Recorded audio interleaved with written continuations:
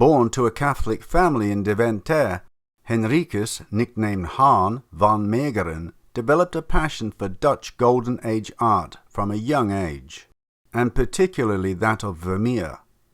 His parents were dismissive of his passion, believing he'd never make a career from it, so Han was sent to study architecture in Delft, although he never sat his final exams. However, Han would not be deterred in his preferred passion and made such significant progress that he quickly became the teaching assistant in the Department of Drawing and History of Art. He won a gold medal for a drawing of a church interior done in the 17th century style, already demonstrating his talent for imitation. After having married Anna de Vogt, who later bore him 2 children, Jacques and Pauline, he began to show his first paintings with some success in an exhibition in Kunstzaal Pictura, Den Haag.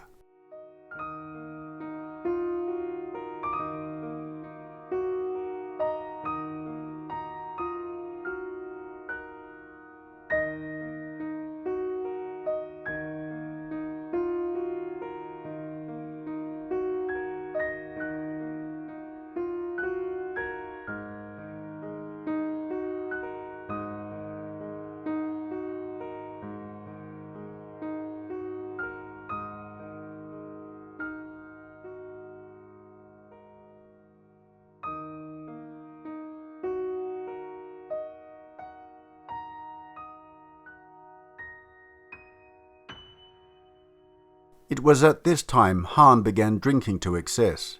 In 1921 he spent 3 months travelling in Italy, presumably to study the Italian masters, and in 1922 he held an exhibition of paintings, which were all sold, of biblical themes in the Kunstzaal Biesing, The Hague. In 1923 he officially divorced Anna de Vogt. After earning a diploma from his art school, Han was able to teach, and quickly took advantage of this opportunity.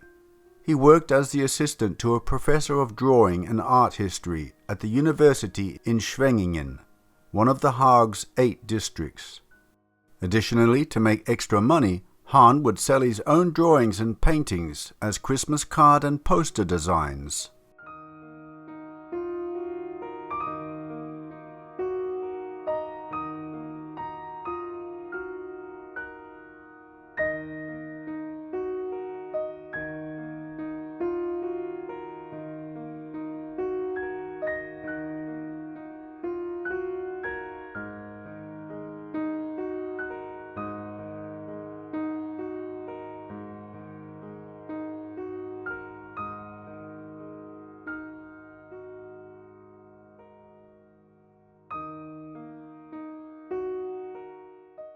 He travelled Europe, making good money from portrait commissions, and many of his patrons recognized the influence of Dutch masters in his work.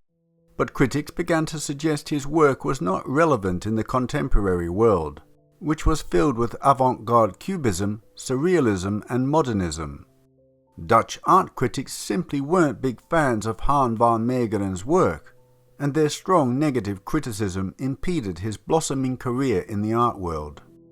By the mid-1920s, Han van Meegeren had established himself in the Netherlands art scene, but critics were keen to topple him from his pedestal, describing him as nothing more than an imitator of Golden Age artists.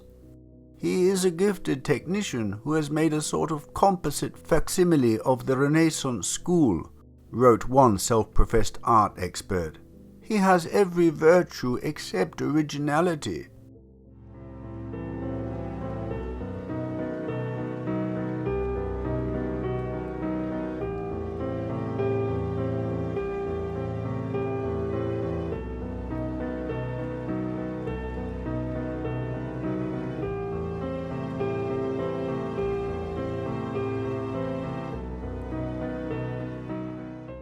The highly sensitive Han took absolute offence to these comments and published a series of defensive, hostile tirades against the modern art community in a self-published journal.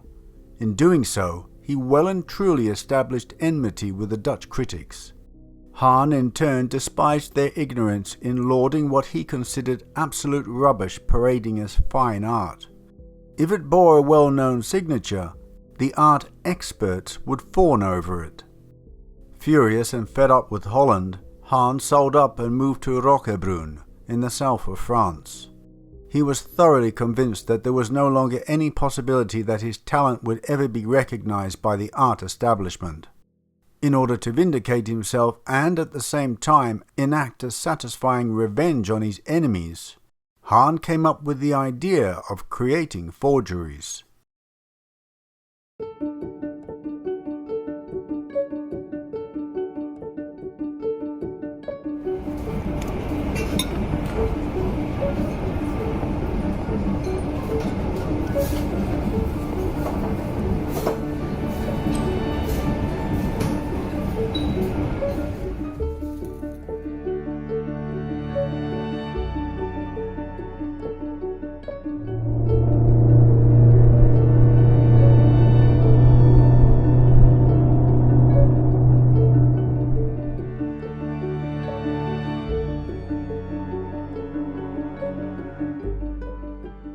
Next on Hahn's agenda was to select a famous artist to forge.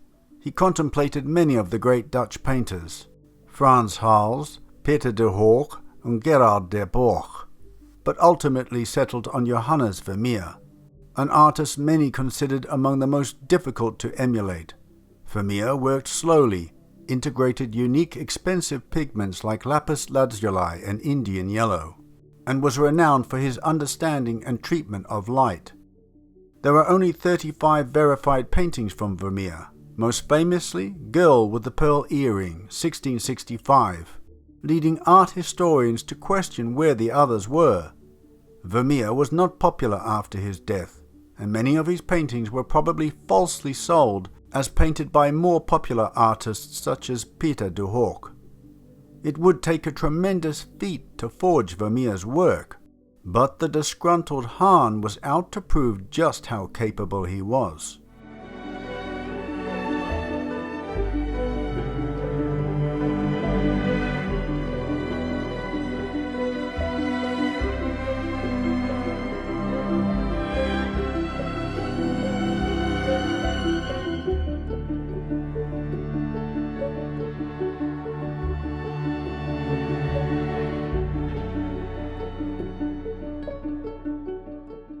For 6 years, from 1932 to 1937, Hahn voraciously studied the life and work of Vermeer, reading up on his techniques.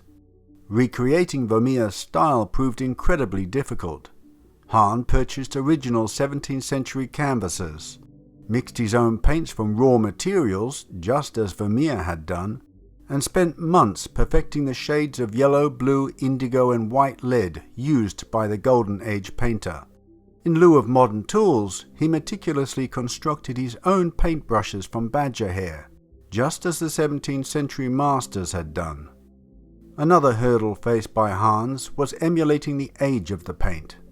Oil paints take decades to fully dry and harden, and as the tried and tested method of identifying a fake was the turpentine test, where the paint surface was carefully rubbed with turpentine to see if it reacted, recently applied paint would immediately be detected as it could be removed. So he had to find a way to make 2-month-old paint seem as if it were 3 centuries old.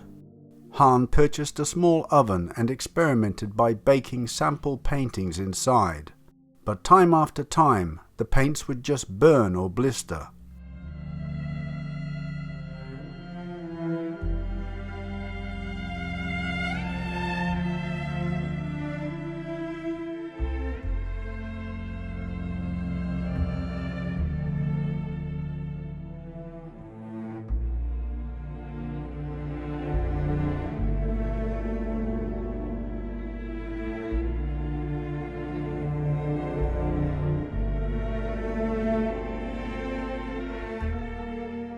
He soon refined this process. First, he'd mix his paints with phenol formaldehyde and use oil of lilac as a medium. He'd then bake the completed painting at a high temperature. It was a resounding triumph. The paint remained bright and did not react to the heat. He then rolled it with a baking pin to emulate centuries-old craquelure, and then he'd rub India ink in the cracks to emulate hundreds of years of patina. It was an ingenious system, perhaps the best ever devised by a forger, and it produced incredibly convincing old masters.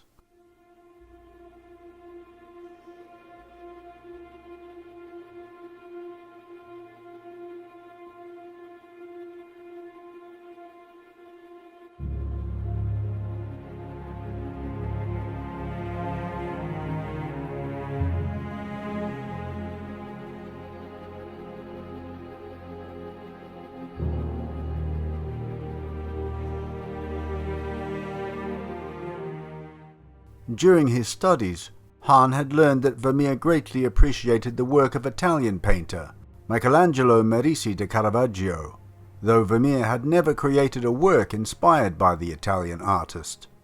Throughout 1936 and 1937, Hahn analysed the Italian artist's best-known work, Supper at Emmaus, then went about replicating it in the style of Vermeer, complete with affectations. Wormholes, yellowed varnish, soilage and, for good measure, a poorly repaired rip. He titled the work with the same name, Supper at Emmaus.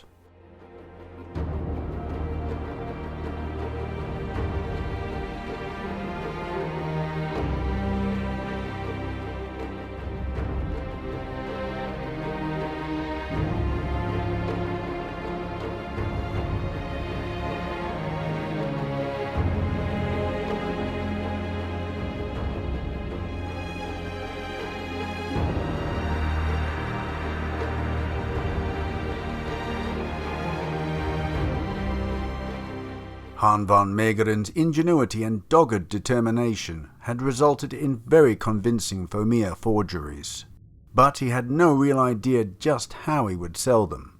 By chance he met Theo van Wijngaarden, a shady art restorer and dealer who'd purchase cheap paintings, retouch them and send them to contacts in other European countries, where they would be sold at a handsome profit. Wijngaarden put Hahn in touch with Gerald A. Boone, a gullible parliamentarian with an interest in artwork, and proceeded to convince him that the painting was a real Vermeer. His backstory was convincing. The painting had belonged to a Dutch family living in Italy, who, persecuted by the fascist authorities, desperately needed funds for an escape to America.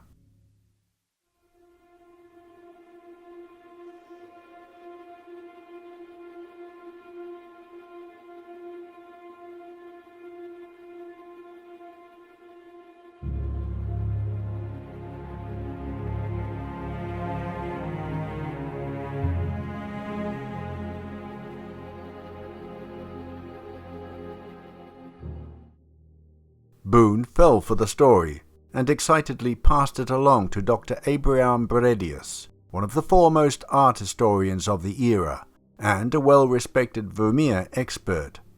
An 83-year-old monster of vanity, Bredius's opinions were held in high regard and vastly influenced the purchases of collectors at the time. Hahn harbored a personal hatred for this man.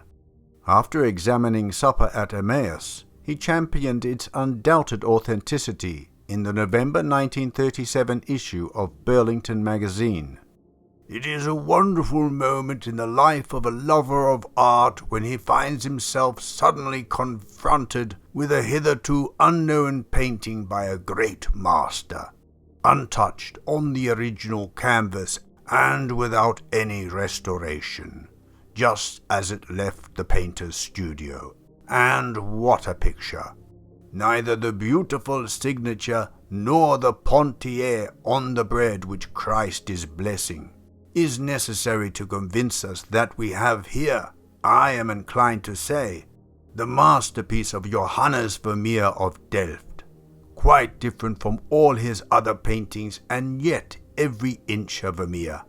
In no other picture by the great master of Delft do we find such sentiment, such a profound understanding of the Bible story, a sentiment so nobly human expressed through the medium of highest art.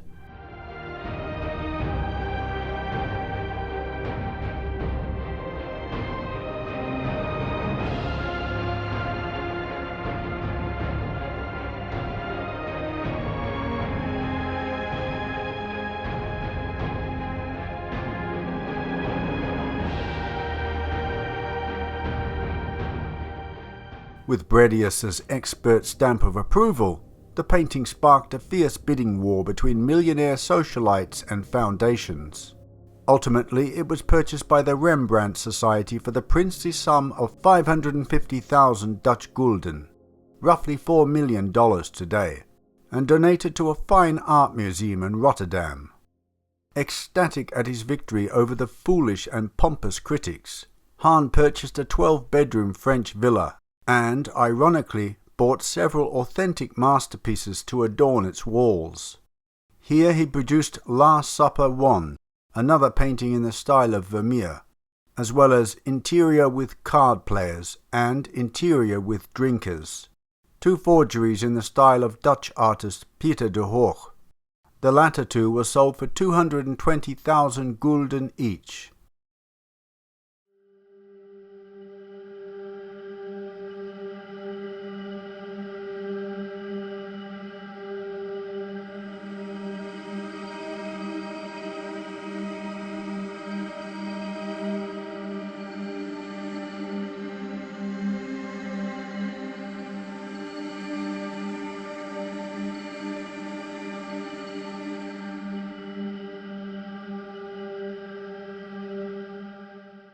By the onset of World War II, Hahn, who had always been fond of alcohol, began to drink heavily and developed an addiction to sleeping pills.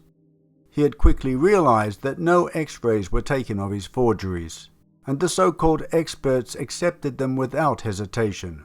Therefore, he didn't bother anymore with the time-consuming effort of removing the original painting from 17th century canvases, enabling him to create his old masters at a quicker rate.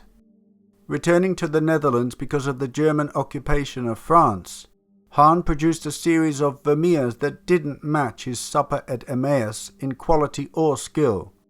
These inferior forgeries, the Head of Christ, the Last Supper II, the Blessing of Jacob, and the Adulteress and the Washing of the Feet, each sold between $3 and $7 million in today's money.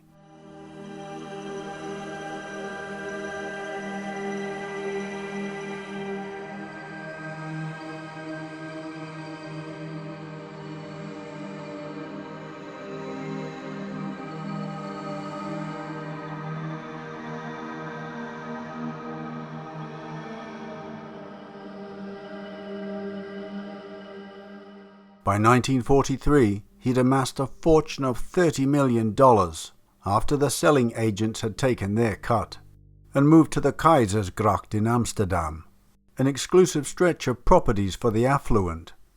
He had no qualms about using this new fortune, hosted large and lavish parties at his home, and went on a spending spree purchasing real estate, 52 homes, nightclubs, bars, and 15 country houses throughout Europe. Investing in real estate was wise, especially during wartime, when a currency might suddenly become worthless. Of course, the taxman dare not know about his wealth. How would he explain it?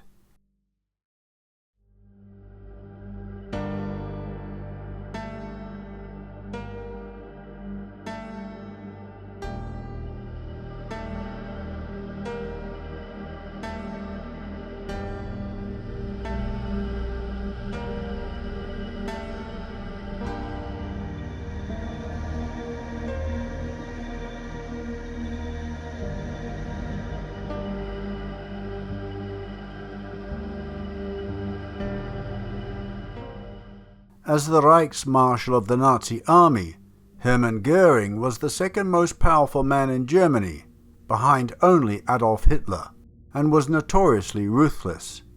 But when Goering had a falling out with Hitler in 1942, he withdrew from the Nazi Party and invested his time and money in his other hobby, collecting artwork.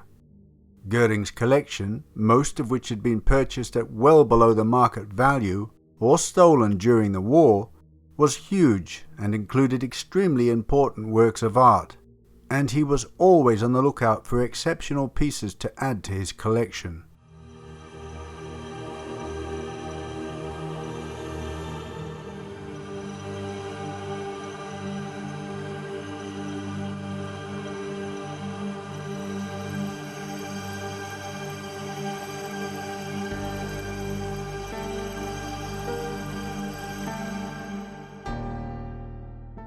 Unbeknownst to Hahn, and categorically against his wishes, an agent sold one of his Vermeer forgeries, Christ with the Adulteress, to Alois Meedel, a Nazi banker and art collector, for about 6.75 million in today's money. Meedel, an enterprising businessman, then traded the work to Goering in exchange for 137 Dutch paintings which had been previously confiscated by Goering. Goering was tremendously proud of his new Vermeer, which he presumed of course to be real. He promptly hung it in his residence and declared it the jewel of his collection. Hahn had always sold the artworks with the stipulation that they should never be sold to the Nazis.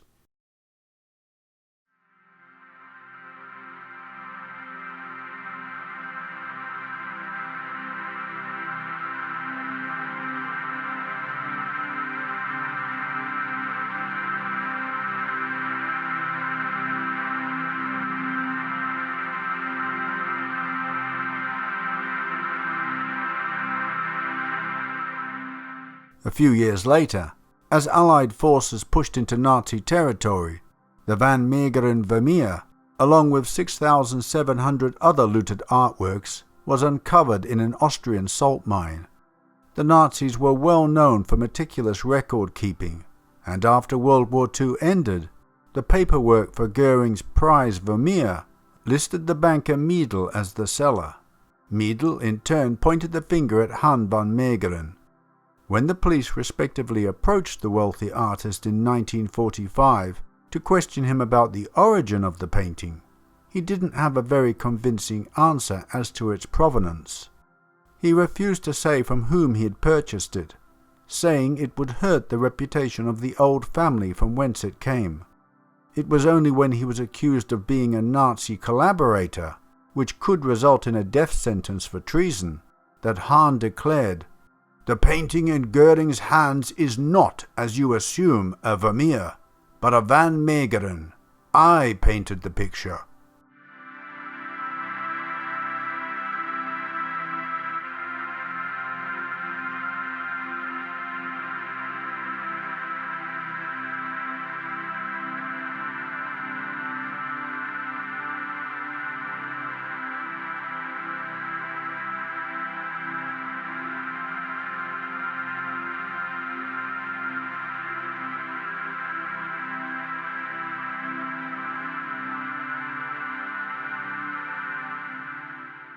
After being confined to the headquarters of an Amsterdam military command for a few months, Hahn could not convince the authorities of his claim. This was largely because Dr. Abraham Bredius, the art expert, worried about his reputation, stubbornly maintained his original opinion that the paintings were authentic. If it was exposed that Dr. Bredius incorrectly identified forged paintings as genuine, his career would suffer disastrously. Hahn would therefore provide indisputable evidence to prove his innocence. He would paint one last Vermeer right in front of a panel of reporters and court-appointed witnesses. The court agreed, and Hahn was provided with everything he requested to duplicate the process. Over the course of 6 weeks, Hahn slowly crafted his last Vermeer, using all of the carefully researched techniques he'd learned. The result was Jesus Among the Doctors. Forgery experts subsequently determined that it was of such high quality that Van Meegeren couldn't possibly be lying, and his abetting the enemy charge was dropped. Bredius refused to believe it despite overwhelming proof, but people were now laughing at him.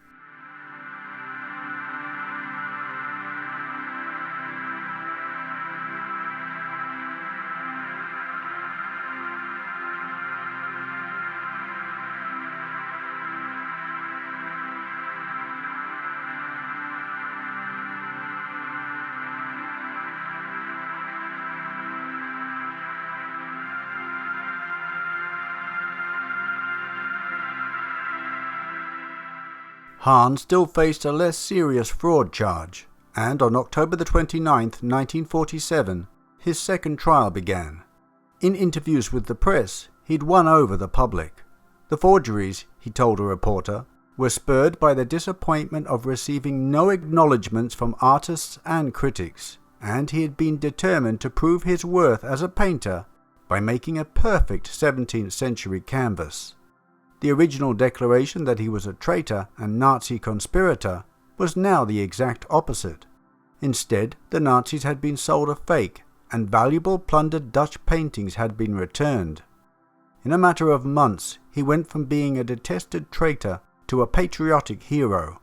Han van Meegeren was lauded as a national hero. A 1947 poll found the forger to be the second most popular man in the Netherlands, after the newly elected Prime Minister.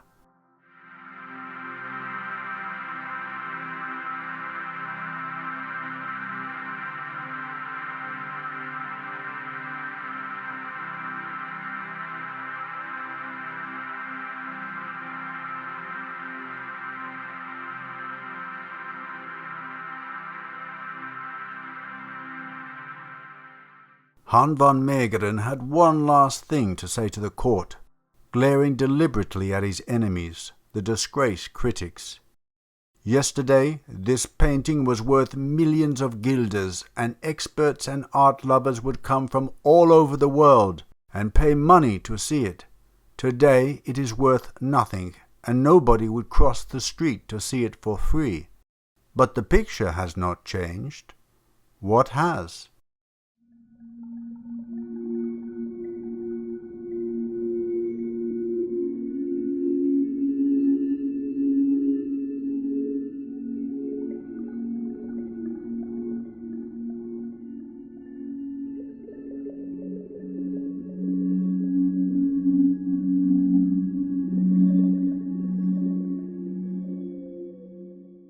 In November of 1947, Hahn was convicted to 1 year in prison. He knew he wouldn't survive it, nor did he wish to. He was weary of life. Already the greedy government was claiming unpaid taxes, and dealers were instigating legal action against him. He knew that he would be penniless after the vultures had feasted. He wasn't interested anymore. He had achieved what he had set out to achieve. The humiliation of the Dutch art experts, and the vindication of his own talents to fool them all. 1 month later, at the age of 58, his heart, weak since birth, finally gave out, and he died in prison. Some say that he was found with a smile on his face. He'd certainly had the last laugh after all.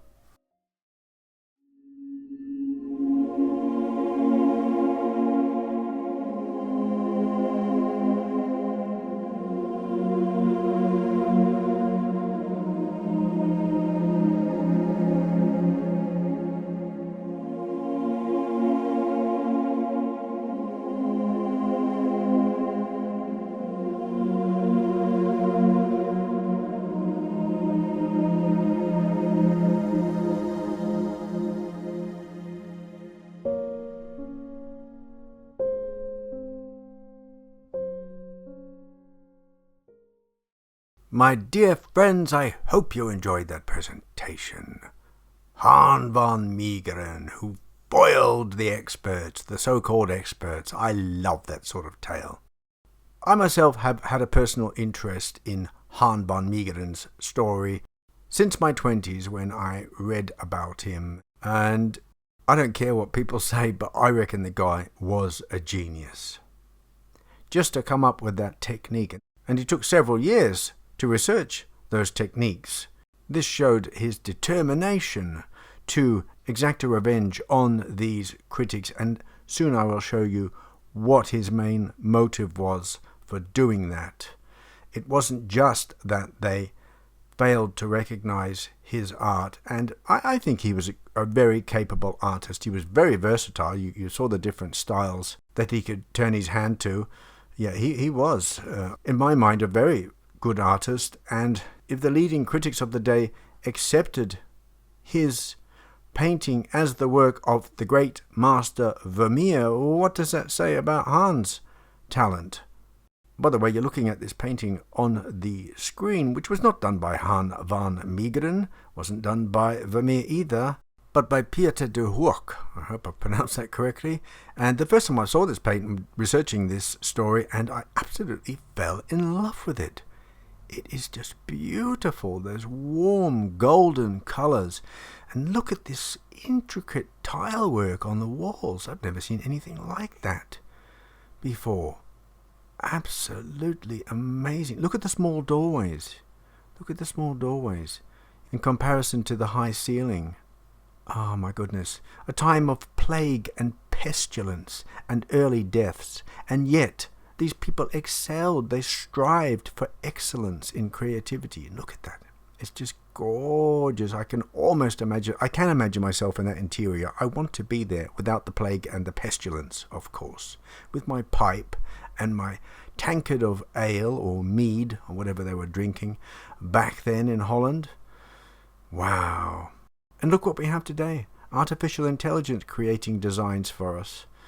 Oh my God, we've come a long way in the opposite direction. Oh well, anyway, I got distracted, yeah. Hermann van Meegeren. Yeah, I thought the guy was amazing. I thought he was amazing. To be fair to the art critic, Bredius, he was 83 years old. And Hahn played him very well, because Hahn knew that Bredius was desperately looking for lost Vermeers of a religious tone. This is what he surmised was out there, and so Hahn knew exactly that and gave him what he wanted. And often with these dealers, they just can't resist the bait, because they want recognition and they want praise and they want money often out of this, from them discovering a new work that has been lost for centuries. They love that. So they will often be blinded by this desire, as was Bredius. And also, it's funny how the art world works. If someone is classed as a bigger expert than the other, then they hold dominance. So while Bredius was saying this was definitely Vermeer's work, and all the following ones that Hahn pumped out of his workshop at a much inferior quality, because he didn't need to bother. They were just in love with the idea of finding these lost works. So there was some voices of other critics saying they were fake. But of course they were lost because they were not as important as Bredius. And when you look at Hahn's paintings now, let's have a look. I don't know about you, but I can tell periods just from the style of them. Sometimes it's the clothing, and sometimes it's just the style of the art. You can often tell almost down to a decade, at least in the last decades. Obviously hundreds of years ago, you're going to have to use a bit more expertise, knowledge of how they dressed, etc. But to me, his paintings look 1940s. They have that style about them. But of course, when you're living in the 1940s, you can't see that. You can't see that because you are there in that present time. And so they couldn't really detect it, even though there was some voices raising doubt as to the authenticity of his paintings. But, what bad luck. Fickle fate. Fickle fate rears its head again. If that painting had not been sold to Hermann Goering, old Hahn no doubt would have had the life of luxury in the south of France, with all these properties, generating rent money in Holland. Just amazing. And I think he deserved it. And how rude of the government to claim taxes on a painting that was sold to the Nazis. God, they're criminals in my mind. Absolutely outrageous. There you go. We know what they're like. I digress. You know what? His son, he had a son, Jacques, and he taught Jacques well. As I say, I know quite a bit about Hermann van Meegeren. He taught the son how to paint, taught him all the techniques how to fake as well. Although it is not known whether Jacques van Meegeren ever faked any old masters, but what he did end up faking was his father's own paintings. You can't make this up, because he was really down on his luck in later years, and because of the irony of it, Hermann van Meegeren's painting prices went up after his death with the whole story attached to it, and so they were fetching quite high prices, and so the son was cashing in on that by forging his own late father's paintings. Oh my goodness. Unfortunately, the son did end up dying in poverty. Well, at least Hermann von Meegeren got to enjoy his riches while he could.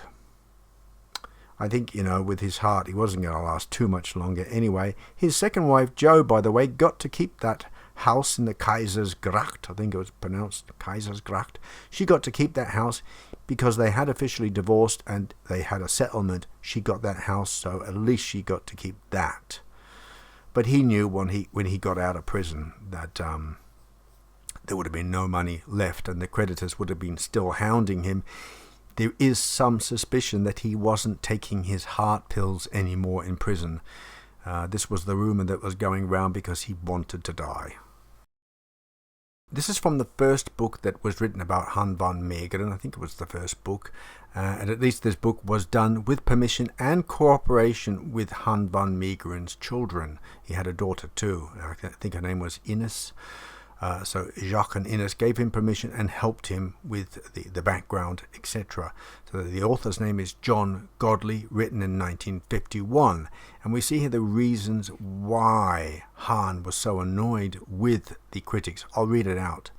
Hahn's second exhibition was again a success. His meticulous attention to detail and choice of colours received general praise. He was given good notices in the press, with one exception. One Dutch paper carried no comment on his work, and the reason is an important one. Hahn, who was now 32, had been approached at the time by a well-known writer from a leading Dutch paper, and the interview almost ended in blows. The journalist had told Hahn, in effect, that he could ensure him a good advertisement for his work, at a price. "I'll give you space if you pay for it." Hahn was first amazed, then shocked, then mad with anger. He had had no idea that such a suggestion was possible.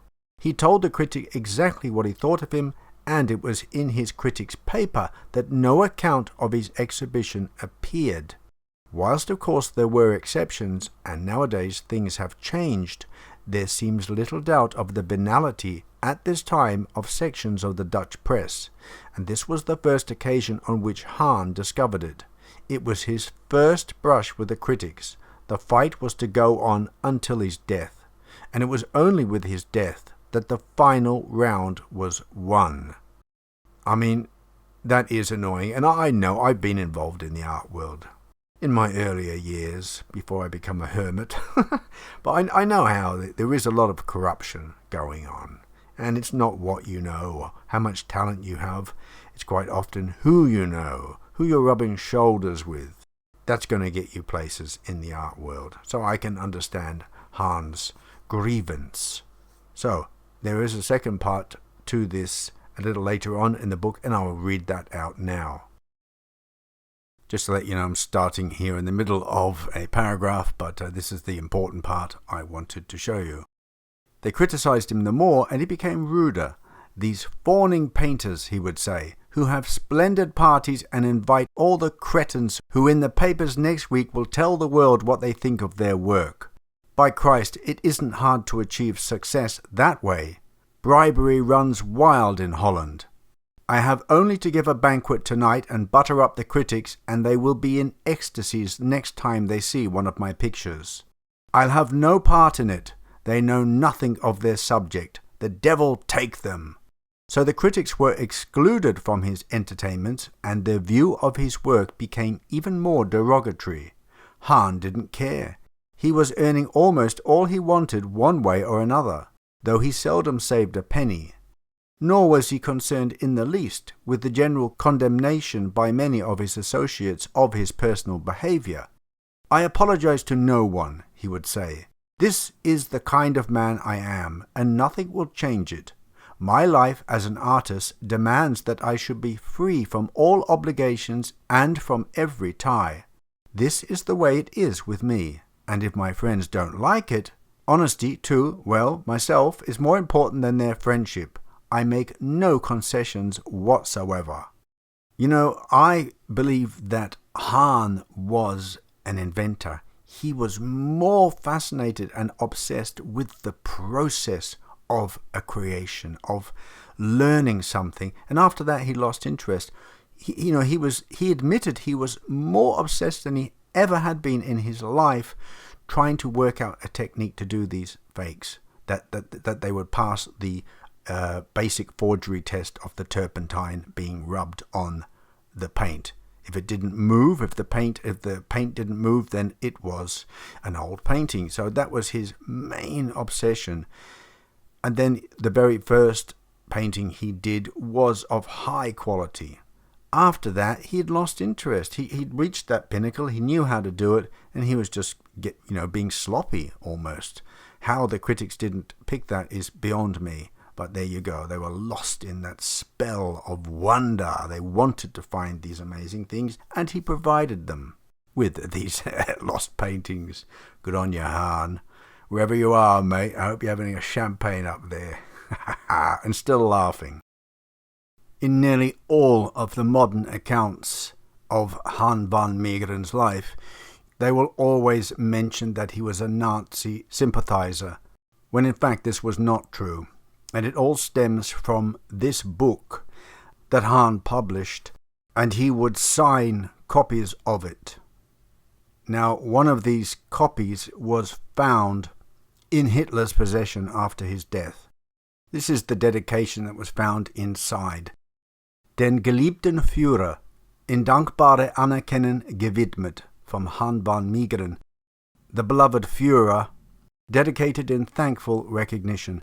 So this was put forward by the art critics, saying that it proved that he was a Nazi sympathizer, when actually it was taken to court and it was proved that that dedication at the top was not from Hermann von Meegeren, that someone had wrote that there, possibly a German officer, because Hermann always signed every book, and the room at the top was left. Somebody has made that dedication. I just want to read this out to you from the book, from John Godley, 1951, which clears a few things up. And just bear in mind that, do you think that the people in Holland who voted him the second most popular person in Holland would do so if they thought he was a traitor? A friend to the Nazis? I don't think so. Okay, these are some further excerpts from the book. Yes, this opinion is not shared by some of his countrymen. I spoke in Amsterdam to citizens who had had dealings with him or had made his acquaintance. Often there would be the whispered comment, "Of course you know he was a Nazi. He was a friend to Goering. He could never have sold him a picture if he had not been closely associated with the fascists." And then there was the book of his paintings, found with a devoted dedication to Hitler himself. These suggestions seem to be nonsensical, though they are still current. Hahn's innocence in these particular matters was placed beyond doubt even before his trial. The missing paragraph at the top is just explaining how the dedication can be explained. The book was a collection of Hahn's drawings, which was in general sale during the war. A number of copies was autographed by the artist, a common procedure. When faced with the charge that in this instance he had added the incriminating inscription, Hermann at once challenged the assumption that this too was in his handwriting. An expert was called who had confirmed that the words "to my beloved Führer" had been added by another. From this moment the charge was dropped, it being evident that the book had been bought by an ardent Nazi who had added the dedication above the artist's autograph. Despite the fact that the allegation was officially dropped, the legend remains in some quarters that Hermann wooed the Nazis, and whatever opinions may otherwise be formed of him and his activities, it is wrong that this one should be allowed to persist. Again, we are missing part of the paragraph, but it's about the charges of collaboration that were brought against him, and, as is well known, these were proved to be false. The chief reasons for these charges were, firstly, his complicity in the sale of the picture to Goering, before it was known that he himself had painted it, and secondly, the discovery of a book of Hahn's paintings among the possessions of Hitler, which bore the dedication "to my beloved Führer Hermann von Meegeren," It is remarkable that although the validity of both charges has been entirely disproved, the impression still sometimes remains that van Meegeren was a pro-Nazi during the war years, and as such should be condemned. Nothing can be further from the truth. My dear friends, now you know the truth. You know how Goering came to have the painting in his possession. It was not directly sold to him by Hermann van Meegeren, and the dedication in the book was not from him either. This was proved by handwriting experts. And yet, if you look online about Hermann van Meegeren, you will see always Nazi sympathizer. Always that inclination. Even the movie they made about him, quite a recent movie. I'm not sure of the date, it was quite recent. I did watch it. It wasn't bad, but left out a lot, and of course included that at the end about the book, that he had signed it, sort of thing, and it's not true. If ever you're watching a video or reading an account and you see these spurious claims, be sure to comment if it's allowed, and make sure that poor Han is vindicated of these charges, because he can't speak for himself, so I'm speaking for him. Of course, the art critics, they loved that. They were bamboozled, and they were angry. So, and it's horrible that a lie becomes truth after so many decades. Anyway, my dears, I'm going to leave you with a short video of the auction of the contents of Hans' house in Kaisergracht. And if you notice in this picture, you see the chandelier that he had in the interior. You can actually see that in the auction. Yeah, it's been quite a long video. Oh yeah, I wanted to show you something quickly from the New York Times, also validating what I have just said. So these two people are having a debate about the inscription, if it was written by van Meegeren, and Jonathan Lopez says, in the books that were written about van Meegeren in the 1960s, like Lord Kilbracken's book. Now, Lord Kilbracken was definitely not on the side of Han van Meegeren. He was not. He wrote quite disparagingly about him, but at least he was fair, and also states it was definitely proved that the inscription was not his, but it was never mentioned at his trial, which concerned only the issue of art forgery, not collaboration. A separate shadow proceeding was looked into his actual acts of collaboration, and the people conducting that investigation came to the opposite conclusion.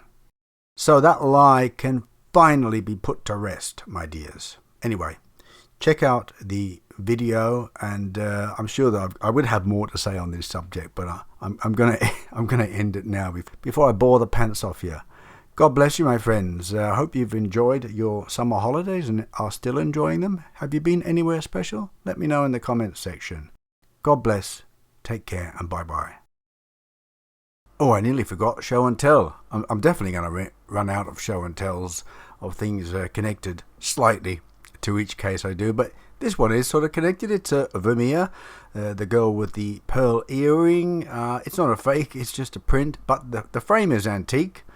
I picked the frame deliberately for the print, and I do love it. It has such a serene energy about it. I used to have it hanging on the stairwell in the last place. In this place at the moment, we don't have the room to hang it, so it sits amongst other frames and pictures, awaiting my French villa, if the universe provides it for me. But what do you think of the girl with the pearl earring? Such a beautiful... I actually like it better than the Mona Lisa. I do like the Mona Lisa, I do, but I don't have a print of the Mona Lisa. I do have a print of this, though. It is a moment captured in time. He used the camera obscura, by the way. Look it up, and you can see how he created his pictures. On that note, on to the video of the auction. It's in Dutch, by the way. Sorry about that, but you get the general gist of what's going on. It's not hard to work it out. All right, my friends. Bye-bye. Dit is het huis in Amsterdam van wijlen Han van Meegeren, de schilder die bekend werd door zijn vervalsingen. Het is er kijkdag, want zijn inboedel wordt geveild. Er blijken veel mensen interesse te hebben. Van Meegeren is een naam die thans trekt. In een der kamers hangt een fotokopie van de Emmausgangers. Het schilderij dat hij voor een Vermeer verkocht aan het museum Boijmans. Het kannetje dat erop is afgebeeld en dat als bewijsstuk diende voor de vervalsing, staat nu in een glazen vitrine in de herenkamer. Er hangen in het huis ook echte Van Meegerens, zoals deze zwart-krijttekening. Velen zeggen dat zijn werk kitsch is. In dat geval is de grote belangstelling ongezond. Anderen beweren het tegendeel. Maar dan nog is de grote toeloop alleen te verklaren uit een zekere mate van sensatiezucht. Dan hangt er het schilderij Jezus in de Tempel, dat Van Meegeren schilderde in opdracht van de justitie. Voorts nog een eigen werk, het avondmaal na de begrafenis, geschilderd in 1943. Er is ook een echte Gerard ter Burg, voorstellende de zangles. Maar aan de echtheid hiervan wordt getwijfeld, hetgeen niet zo onbegrijpelijk is. Men kan van Meegeren zeggen wat men wil, hij was in ieder geval een productief schilder. Dat ontdekten we in de gang, die vol hangt met schilderijen, aquarellen en pasteltekeningen. Op de eerste veilingdag is de belangstelling van het publiek zo mogelijk nog groter dan op de kijkdagen.